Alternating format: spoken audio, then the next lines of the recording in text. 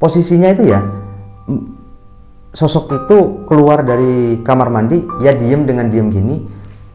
Pertama hadap ke saya, setelah itu tubuhnya ini hadap ke arah timur gini, tapi mukanya tetap ke saya gini mas. Mukanya itu seperti apa mas? Cantik sih mas. Mukanya itu cantik mas.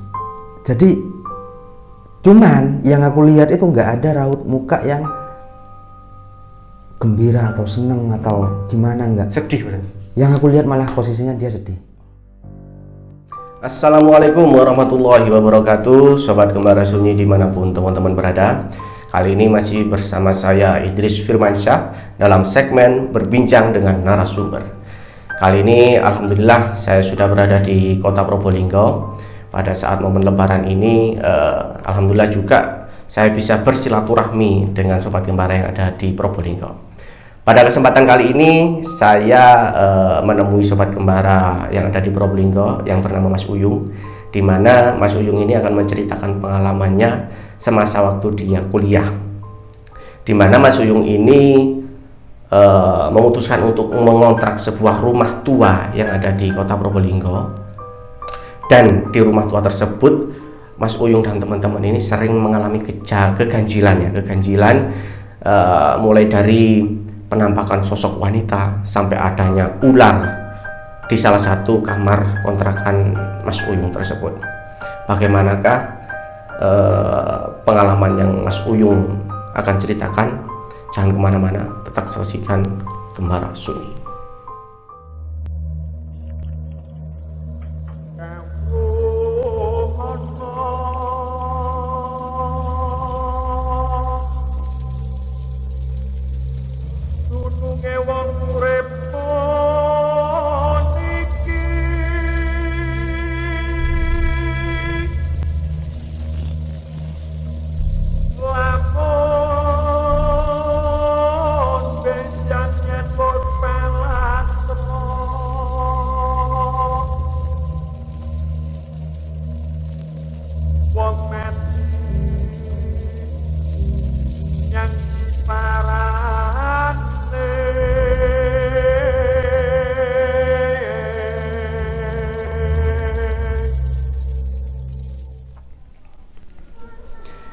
Oke, assalamualaikum warahmatullahi wabarakatuh, Mas Uyung. Waalaikumsalam mas. Gimana kabarnya ini? Alhamdulillah baik. Akhirnya kita bertemu juga ya, setelah sekian lama kita chat-chatan di WA. Bener. Kebetulan saya juga lagi mudik di Probolinggo dan Mas Uyung juga di Probolinggo. Akhirnya kita dipertemukan pada saat ini. Bener. Oh ya, ngomong-ngomong, selamat Hari Raya Idul Fitri ya, mohon maaf lahir batin. Ya, sama-sama mas. Iya, karena momen-momen Lebaran masih ada ini ya. Iya Mas Uyung, kemarin kan udah sempat cerita-cerita itu di WA perihal dulu Mas Uyung yang pas waktu kuliah ada sedikit cerita horor di kampus. Dan juga di kontrakan itu ya, pas ngontrak sama teman-teman ya. Benar. Itu awal mulanya Mas Uyung itu gimana sih adanya kejadian horor tersebut itu loh? Oh, kalau itu kan sebenarnya kejadiannya di 2012-an mas. Nah, sedikit cerita sih sebenarnya jauh sebelum kejadian yang dikontrakan itu, aku juga pernah ngalamin di kampus mas.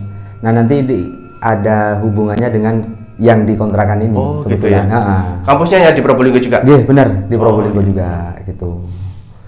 Jadi 2010 itu aku kan awal-awal kuliah mas. Tuh aku masih PP dari rumah ke kampus. Itu kan naik motor. Dulu itu masih naik Vespa kan mas, masih Vespaan mas. Dulu.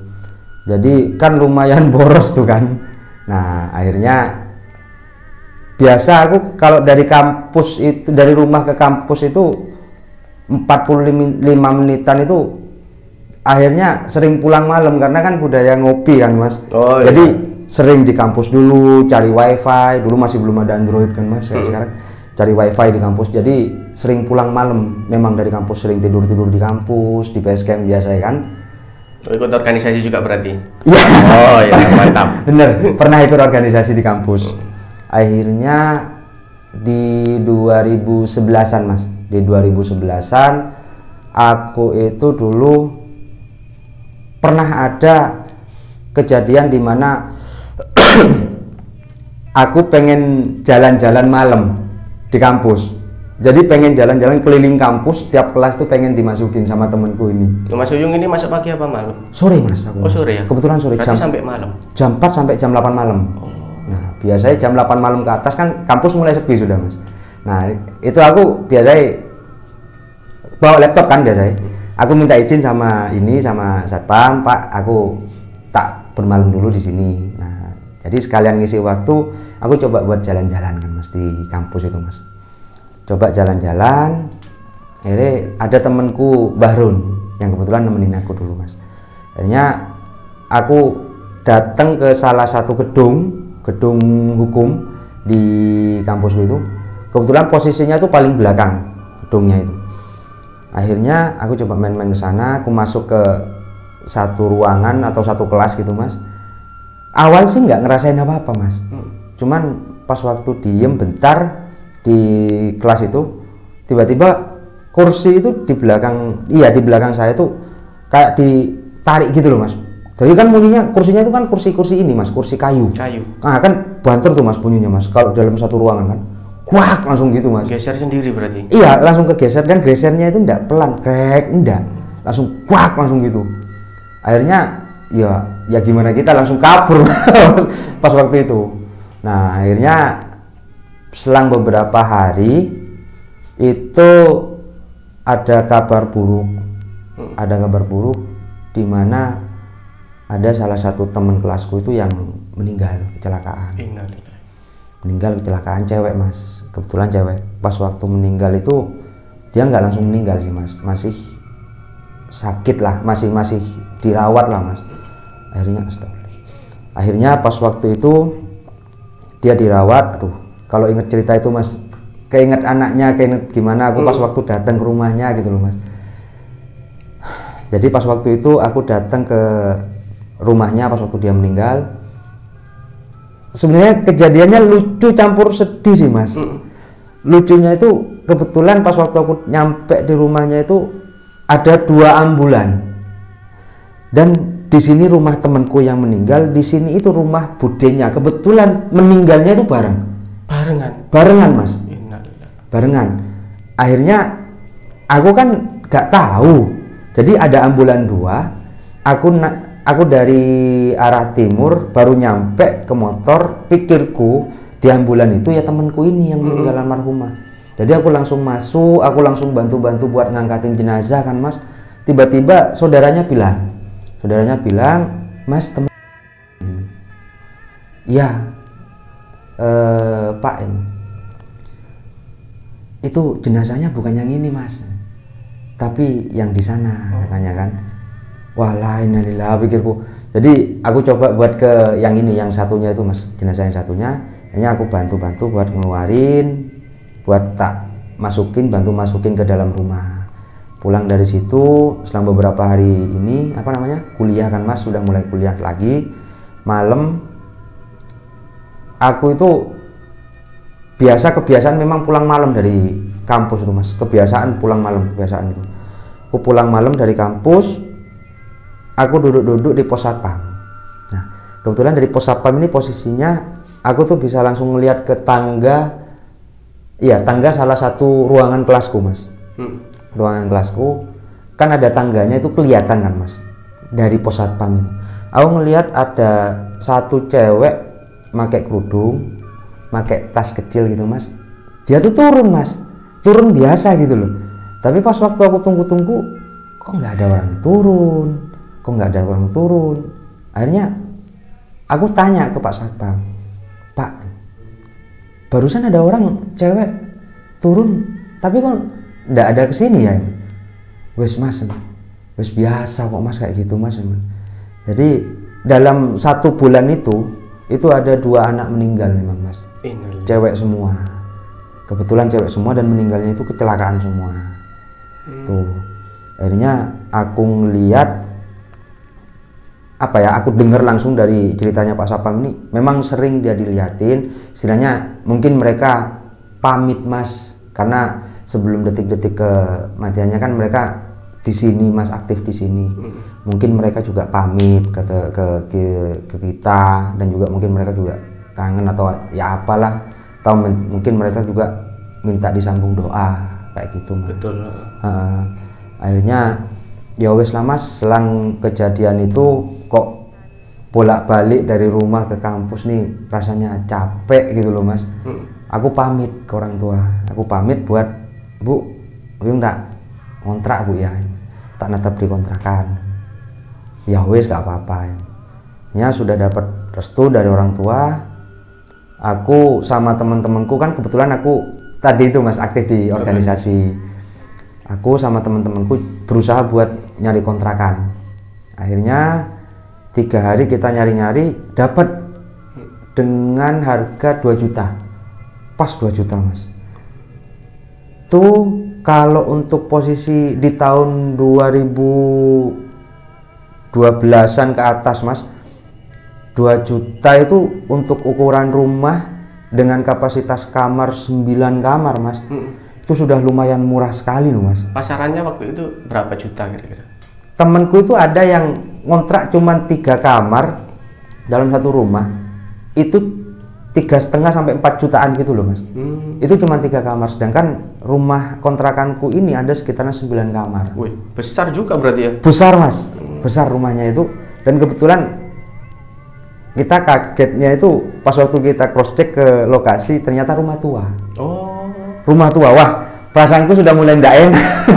Mulai ndak enak. Aduh, ngelihatnya kan kalau rumah tua gambarannya sudah kayak ya apa ya, kayak aura mistisnya tuh kental kan mas. Benar. Apalagi rumah itu sudah ada paling kisaran 5 tahun 4 tahunan nggak ditempati. Kosong berarti ya? Kosong, dibiarin kosong, cuman ya mungkin dibersihin, mungkin gitu aja sih mas sama orangnya itu. Akhirnya ya wes lah, daripada ndak ada lagi, terus posisi juga murah kan mas, menekan pengeluaran juga. Betul. Akhirnya kita mutusin buat ngambil kontrakan itu. Berapa orang ini yang urunan untuk kontrak? Yang urunan itu karena kebetulan kita itu sistemnya buat base camp, jadi ada kisaran 15 orang. Bayangin aja. 2 juta dibagi 15 orang, murah banget itu mas. Murah banget itu mas. Akhirnya tapi yang tetap itu cuman 5 orang mas. 5 orang yang tetap di kontrakan itu. Salah satunya sampean? Salah satunya saya. Akhirnya wis kita mulai nempatin, sehari 2 hari masih normal mas, masih normal. Akhirnya kalau teman-teman ada di base camp itu kan biasanya ada rapat sampai malam buat kegiatan apa, biasanya kan di base camp mas. Terus ada masak-masak yang mungkin posisinya agak rame mungkin ya mas ya. Jadi entah mereka keganggu atau ya apa, jadi ada memang salah satu kamar yang mungkin ini nanti ada kaitannya mas, mungkin nanti ada kaitannya. Ada salah satu kamar yang memang kecil kamarnya mas, kayak kamar cewek gitu loh mas, rapi, kecil, dan kamar itu jarang ditempati sama teman-teman. Jadi sesekali aku coba berusaha buat tidur di situ, nyaman kok, aku ngerasanya tidur di situ tuh nyaman. Nah, akhirnya selang beberapa bulan kita ngontrak, satu ketika malam itu aku sama temenku itu beberapa orang dalam satu kamar itu ketemu sama ular yang warnanya hitam putih gitu loh mas. Sedangkan gini, posisinya rumah dan kamar itu sudah 3-4 tahunan nggak ditempati. Kalau memang ular itu dari awal pas waktu bersih-bersih itu mas, seharusnya kan ketemu mas ada ular di situ kan mas. Pas waktu itu kita ngelihat tuh nggak ada ular, kita sudah bersihkan dan sekeliling kontrakan tuh nggak ada kayak istilahnya kayak halaman yang ada rumput-rumput yang biasa ditempati ular gitu loh mas, nggak ada sama sekali. Akhirnya kita malam kita ketemu ular, ada ular. Akhirnya ular itu kepercayaan dulu sih mas, ular itu kita nggak langsung bunuh di tempat karena memang ular itu cuman diem di kamar itu, nggak berusaha nyerang, nggak apa, dia cuman diem. Akhirnya kita ambil ular itu pakai pegangan gitu mas, kita pindah ke jalan, nggak tahu sama teman-teman itu dibuang atau diapakan, nggak paham. Akhirnya selang kejadian itu, ukurannya besar nggak ularnya? Enggak sih mas, enggak begitu besar. Makanya aku bingungnya itu, kalau memang ular itu sudah lama di sana, seharusnya ular itu udah lumayan besar kan mas. Itu enggak, ular itu masih kecil loh mas. Ular itu kecil, dan seharusnya ular yang kecil itu setauku kan geraknya itu lebih agresif. Ini enggak, diem dia mas. Hanya dia diem karena mungkin teman-teman juga takut mau dibunuh atau mau diapakan. Ya mungkin dibuang gitu aja sama teman-teman, dilepas gitu aja. Ada pada seukuran jempol saya ini mas, ularnya itu. Akhirnya pas waktu itu selang 3 hari jadi saya ketemu ular itu, teman-teman ketemu ular itu, saya pulang kuliah kan jam 8 mas ya. Biasalah pas waktu itu pulang kuliah itu aku nggak langsung ke kontrakan, aku masih ngopi-ngopi dulu. Ada kisaran jam 10, setengah 11-an paling aku balik ke kontrakan. Ternyata di kontrakan cuma ada temanku Budi sendiri. Hanya aku tanya sama Budi, nyampe di pintu, karena kebetulan pintu masuk lurus ini langsung ke arah kamar mandi mas. Mungkin bisa dijelaskan tata ruangnya mungkin kontrakannya. Jadi gini, rumah kontrakan kita itu kan rumah tua dengan kapasitas pintu tuh bukaan 2 gitu loh mas. Nah bukaan 2 itu posisi pintu tuh dibuka gini mas. Nah aku nyampe lurus gini langsung, ya lurus itu sebelah kiri itu Budi temanku, dia lagi nonton TV.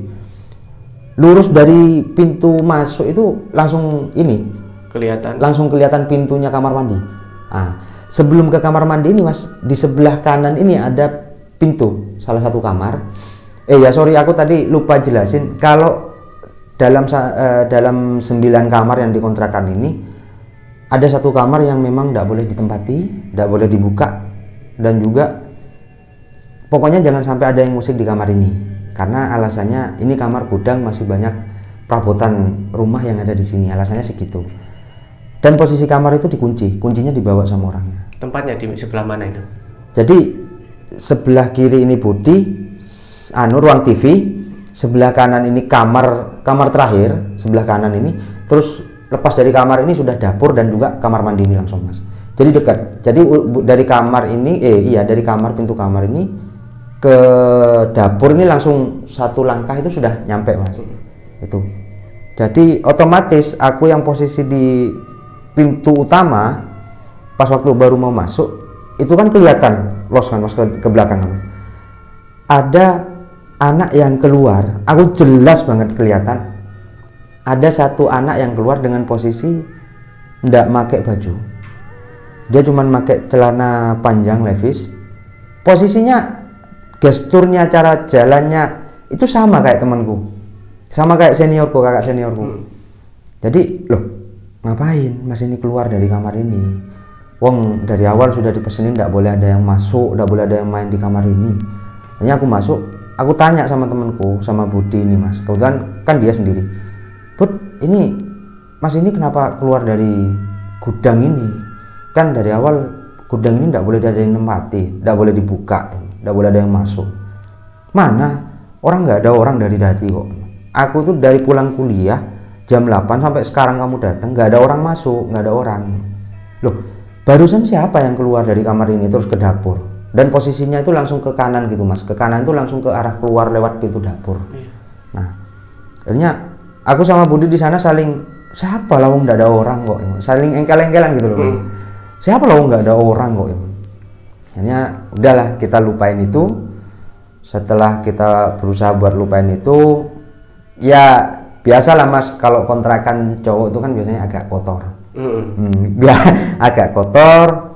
Pagi itu teman-teman punya inisiatif buat bersih-bersih di kontrakan, semua teman-teman. Hanya pas waktu bersih-bersih di kontrakan tuh, posisinya gini mas, ini kontrakan, depannya ini langsung ada rumah lagi. Nah sini nih jalan gang gitu loh mas. Nah orang yang di depannya kontrakan ini masih saudara sama yang punya kontrakan. Hanya pas waktu pagi itu kita bersih-bersih, ibu ini ngomong gitu tuh, iya loh mas gitu, dibersihin rumahnya biar kayak mbahnya itu nggak marah, biar mbahnya tuh nggak ngamuk nanti. Ya otomatis kita kan dari awal ngontrak nempatin sudah beberapa bulan, baru dengar cerita ada mbah ini, Mbah siapa kan gitu mas. Akhirnya temanku Fajar ini berusaha buat nimpalin,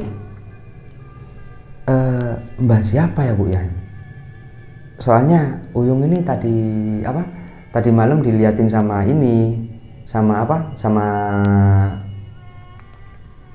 anak-anak yang wujudnya tuh sama temen-temen, istilahnya ada mirip sama temen-temen gitu.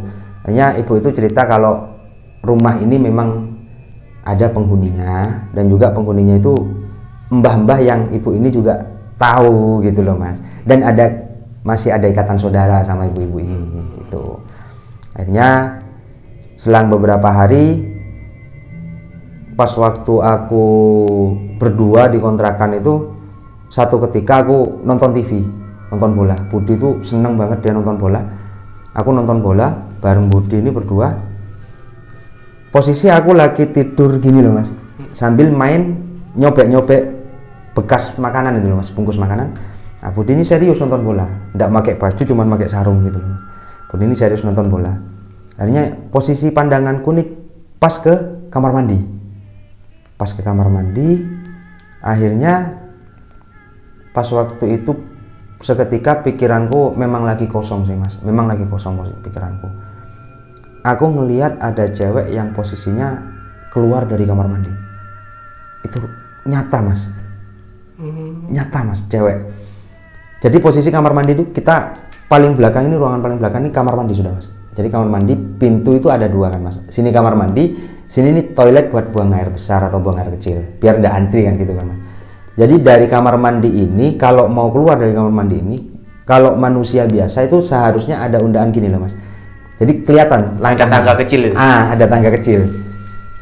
Pas waktu itu aku posisi ngelihat ada paling kisaran 3-4 detikan, gak lama kok mas, aku kelihatan. Terus akhirnya aku ngomong sama Budi, posisinya itu ya, sosok itu keluar dari kamar mandi ya diem gini.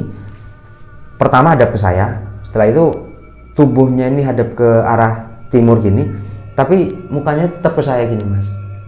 Mukanya itu seperti apa mas? Cantik sih mas, mukanya itu cantik mas. Jadi cuman yang aku lihat itu nggak ada raut muka yang gembira atau seneng atau gimana, nggak. Sedih berarti? Yang aku lihat malah posisinya dia sedih. Akhirnya aku ngomong sama Budi, dia dalam posisi melayang gini seret, tapi muka masih ngadep ke saya gini mas. Dia posisi melayang gini, aku ngomong sama Budi, Bud, ayo keluar. Aku nggak langsung cerita mas sama Budi.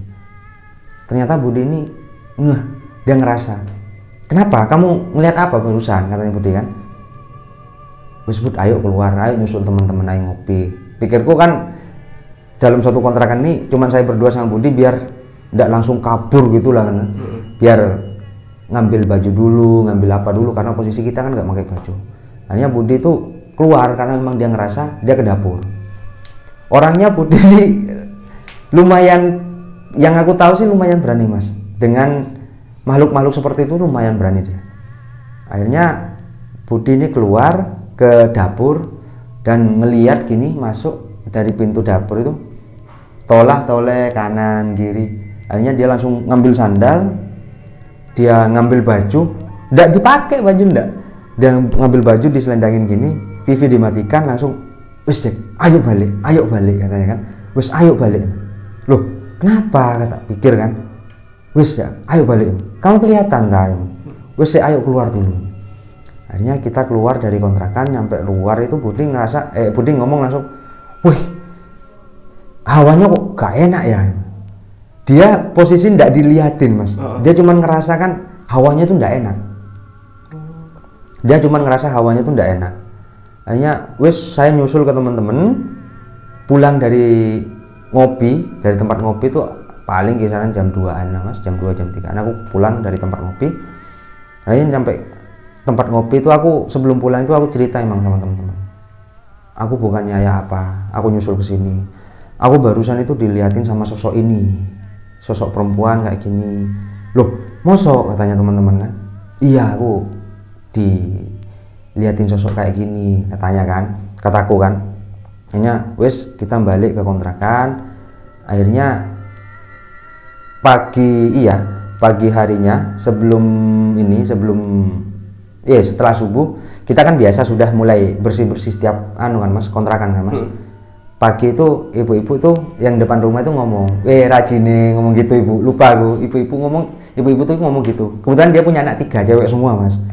Yang terakhir ini SMA kelas 2 sama kelas 3. Nah gitulah deh ya Mas, yang rajin kata ibu kan. Nek rajin gini kan bisa tak ambil mantu kan, ngomong gitu ibu tuh. Hanya kita ya ketawa Mas, ketawa biasa. Hanya ya apa ya, aku karena sebelumnya aku udah pernah diceritain sama ibu ini kalau ada sosok mbah-mbah kan. Hanya aku nanya sama ibu ini, Bu, tadi malam saya ditemuin sama sosok ini Bu. Loh, ciri-cirinya gimana Mas? Ciri-cirinya itu pakai baju biasa, dress biasa kayak baju tidur gitu, putih tapi Bu warnanya cuman segini. Terus rambutnya tuh segini, mukanya itu cantik Bu. Oh itu namanya ini Mas, katanya kan. Sampai sekarang saya masih ingat sama namanya itu. Namanya tuh ini Mas. Oh alah iya Bu, iya Mas. Kok bisa ditemuin sama dia Mas? Gak paham ya Bu ya. Emang dia meninggalnya dulu gimana Bu? Tak tanya kan Mas, berusaha buat gali informasi.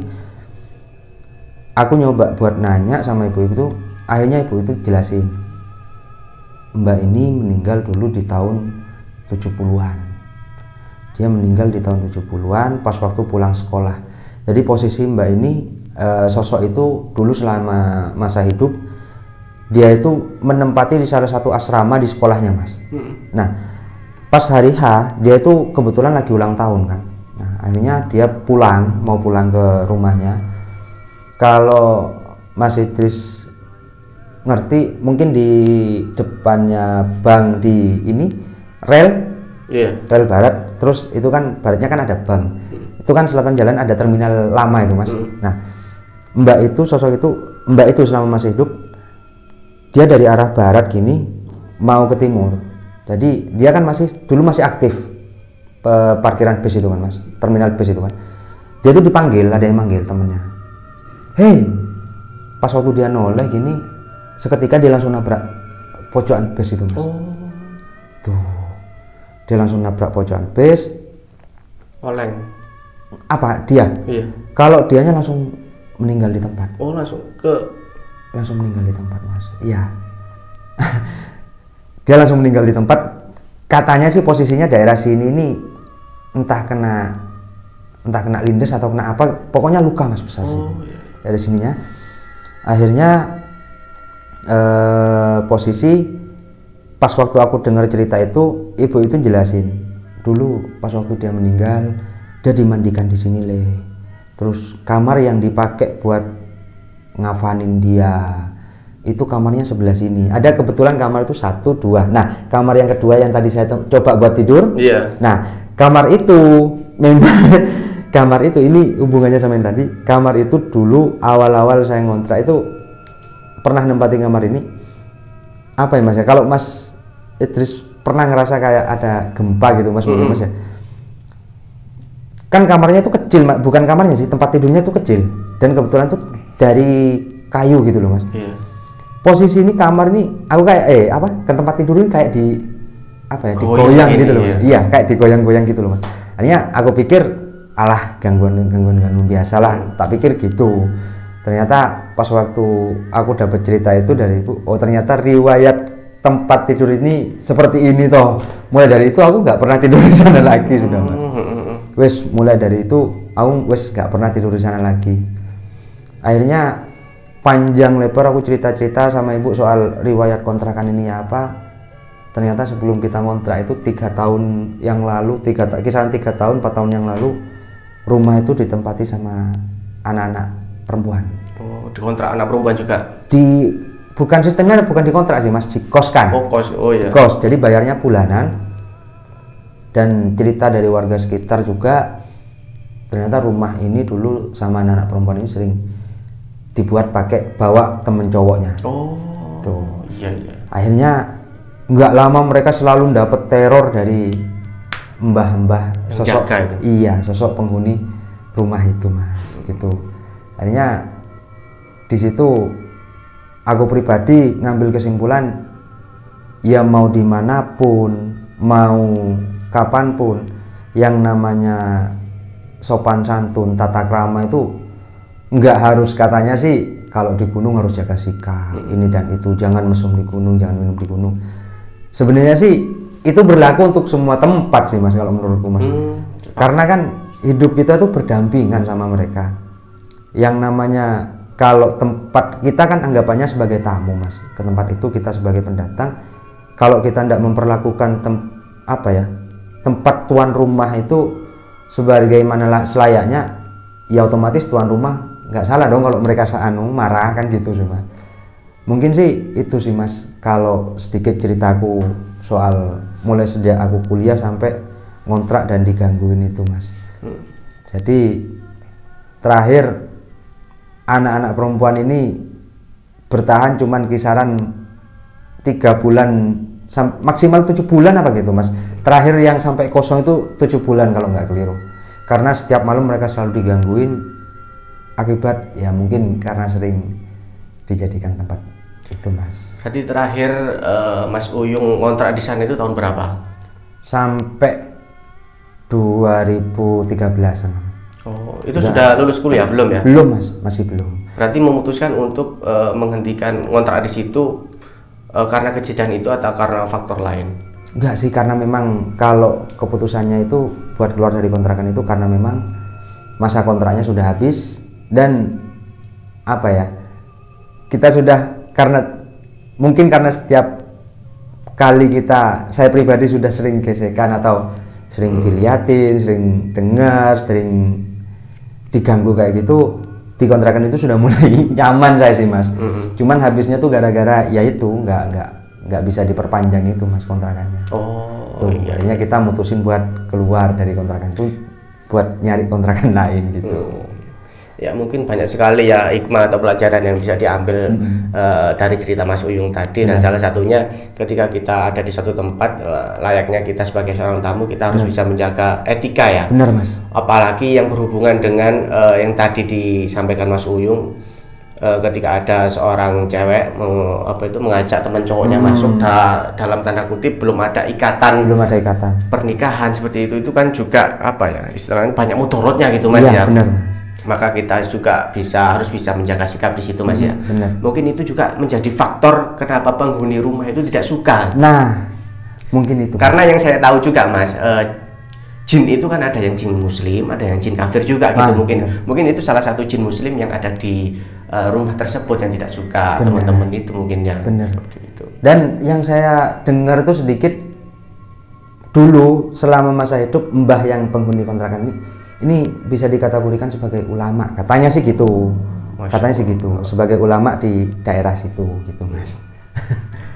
Tapi yang tadi yang meninggal tadi itu emang yang punya rumah itu ya, yang cewek itu? Anaknya. Oh anaknya. Anaknya yang punya rumah itu. Anaknya yang punya rumah itu dan meninggalnya itu di tahun 70-an. Iya, di bawah 80-an. Udah lama berarti ya? Sudah lumayan lama. Ya mudah-mudahan arwahnya tenang di sana mas. Amin, ya. Amin. Dan ditempatkan di tempat yang terbaik di sisinya. Ya terima kasih sekali lagi Mas Uyung atas waktunya berbagi cerita dengan kami Kembara Sunyi. Mudah-mudahan bisa diambil hikmahnya dan diambil pelajaran oleh sobat Kembara sekalian. Terima kasih sekali lagi Mas Uyung. Sampai jumpa lagi lain waktu. Dan Mel Aidin sekali lagi ya. Terima kasih mas ya. Enggak Mas Uyung. Terima kasih.